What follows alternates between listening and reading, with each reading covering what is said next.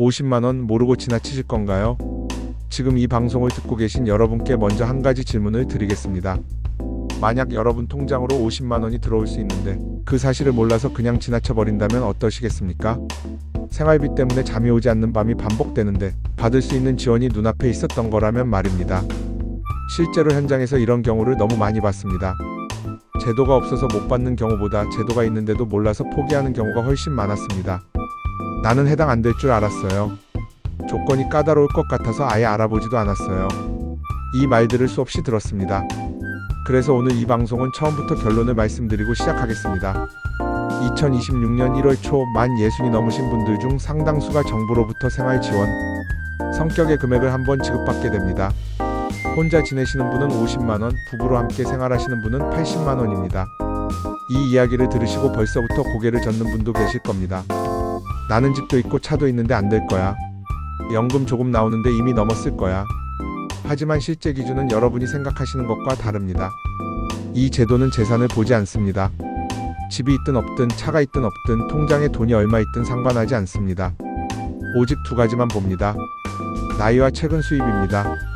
오늘부터 5부에 걸쳐 이 이야기를 하나씩 풀어드리겠습니다.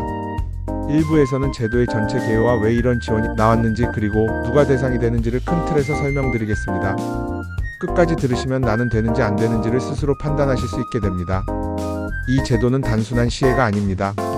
여러분이 평생 성실하게 살아오며 사회를 지탱해온 데 대한 아주 최소한의 환급이라고 저는 생각합니다. 그래서 부끄러워하실 필요도 눈치 보실 필요도 없습니다. 그럼 지금부터 차분히 하나씩 짚어보겠습니다. 2부 누가 받을 수 있나 나이 기준과 수입 기준 완전 정리. 가장 많이 받는 질문부터 정리해보겠습니다. 나는 받을 수 있나요? 이 질문에 답하려면 딱 두 가지만 확인하시면 됩니다. 첫 번째는 나이입니다. 기준은 만 60입니다. 65이 아닙니다. 이 부분에서 많은 분들이 착각하십니다. 기초연금이 65부터 시작되다 보니 이 제도도 그럴 거라고 생각하시는 겁니다. 하지만 이번 지원은 60부터 가능합니다. 기준이 현재 만 60 이상이면 됩니다. 생년으로 따지면 해당 연도 기준으로 이미 60이 되셨다면 대상에 포함됩니다. 두 번째는 수입입니다. 여기서 말하는 수입은 굉장히 중요합니다. 재작년, 작년 소득이 아닙니다. 최근 석 달 평균 수입만 봅니다. 근로로 버신 돈, 장사를 통해 생긴 소득 그리고 연금으로 받는 금액 이 세 가지를 모두 합산합니다. 국민연금, 공무원연금, 사학연금, 군인연금 모두 포함입니다. 기초연금도 포함됩니다. 하지만 기준 금액만 넘지 않으면 문제되지 않습니다. 중요한 점은 집이나 땅 같은 재산은 전혀 보지 않는다는 사실입니다. 강남에 아파트가 있어도 차를 타고 다니셔도 통장에 목돈이 있어도 월 수입 기준만 충족하면 대상이 됩니다. 왜 이렇게 설계됐을까요? 집은 있지만 현금 흐름이 없는 어르신들이 많기 때문입니다. 자산과 생활비는 전혀 다른 문제이기 때문입니다. 다만 주의하셔야 할 점도 있습니다. 최근 석 달 안에 일시적으로 큰 돈이 들어온 경우입니다. 퇴직금, 토지 매각 대금, 자녀가 한 번에 보낸 큰 금액 등은 해당 기간의 수입으로 잡힐 수 있습니다. 이런 경우에는 신청 시기를 조금 늦추는 것이 오히려 도움이 됩니다. 그 돈이 평균 계산에서 빠질 때까지 기다리는 것입니다. 2부를 들으신 지금 시점에서 나는 가능성이 있다라고 느끼셨다면 다음 부에서는 실제로 어떻게 신청하는지 구체적으로 말씀드리겠습니다.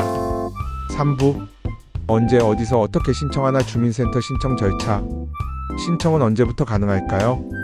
2026년 1월 3일부터입니다. 이 날짜는 반드시 기억하셔야 합니다. 달력에 표시해 두시기를 권해드립니다. 신청 장소는 단 하나입니다. 주민등록상 주소지 관할 주민센터입니다.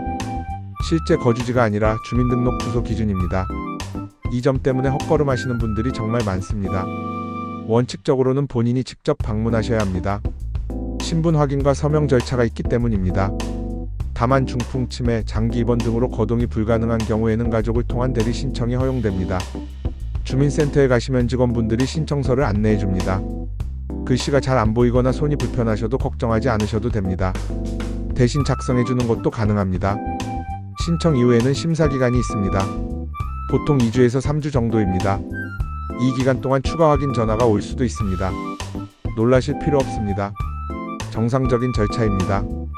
승인이 되면 문자나 전화로 안내를 받게 됩니다. 그리고 다음 달 중순 이후에 지원금이 지급됩니다.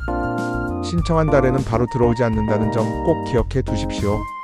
4부 준비 서류와 지급 방식, 상품권 사용법까지. 신청 전에 준비하셔야 할 서류는 4가지입니다. 신분증, 본인명의 통장, 사본, 수입증명서류, 건강보험 자격 확인서입니다.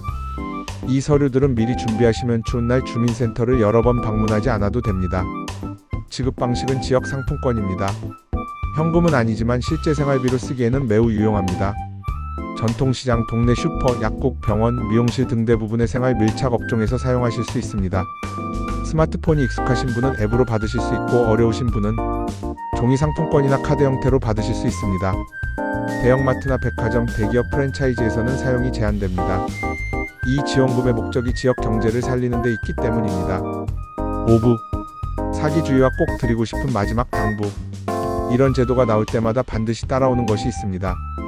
바로 사기입니다. 정부나 주민센터는 전화로 통장 번호나 비밀번호를 묻지 않습니다. 신청비, 수수료를 요구하지도 않습니다. 조금이라도 이상하면 바로 주민센터나 경찰에 문의하십시오. 마지막으로 꼭 드리고 싶은 말씀입니다. 이 지원은 베풀미 아닙니다. 여러분이 평생 성실하게 살아온 데 대한 최소한의 보답입니다.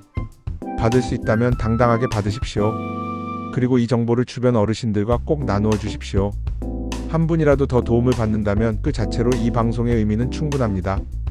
지금까지 차분히 들어주셔서 감사합니다. 여러분의 하루가 조금이라도 가벼워지기를 바랍니다.